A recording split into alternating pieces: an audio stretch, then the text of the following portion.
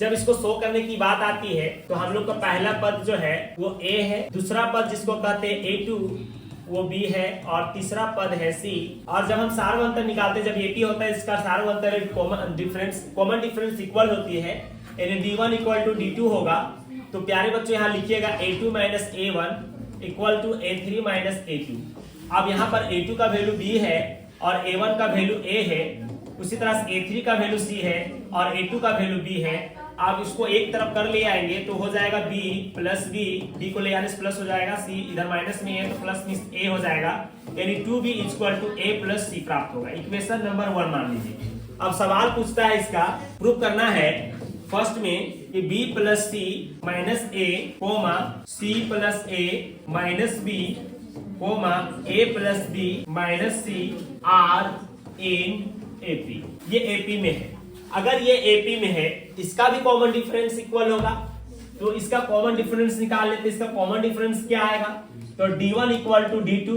पहला पद देखिए ये है A1, ये है A2, ये है A3, यानी कि हम लिखेंगे D1 में A2 माइनस A1 और A3 माइनस A2। तो A2 जो है प्यारे बच्चों यहाँ पर दे रखा है C plus A minus B, minus में A1 का वैल्यू लिखेंगे B plus C minus A equal to A3 का वैल्यू लिखेंगे A plus B minus C, minus में A2 का वैल्यू लिखेंगे C plus A minus B।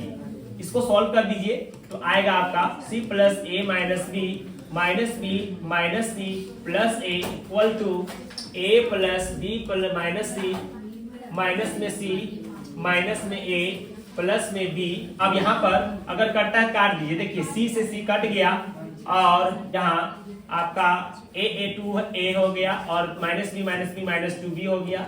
यहाँ पर भी देखिए अगर कोई कटता है काट दीजिए तो A से कैंसल आउट हो गया, यहाँ बच गया 2B और माइनस में 2C। तो प्यारे बच्चों यहाँ पर आपका देखिएगा 2 कॉमन हो जाएगा तो A माइनस B, और यहाँ पर भी 2 कॉमन हो गया तो B माइनस C आ गया। 2 से 2 कैंसल आउट हो गया, है ना, कैंसल आउट हो गया। अब क्या है कि A minus B equal to B minus C है, B माइनस C है, B को ले आएंगे उधर और C को ले आएंगे इधर, यानी कि हो जाएगा आपका A प्लस C और इक्वल टू हो जाएगा B प्लस D, यानी कि आपका आ गया 2B equal to A plus C। तो प्यारे बच्चों देखिए, आप जो लाए थे जो पहले से A B C और AP था, तो कहता है कि ये जो सवाल दिया गया क्या ये भी AP में है? तो जी हाँ, ये भी AP में है, क्योंकि A B C अगर AP में है तो ये जो दिया गया है ये भी एक AP में है, क्योंकि पहला जो सवाल था A B C में 2B equal to A plus C आया और यहाँ पर भी आया 2B equal to A plus C।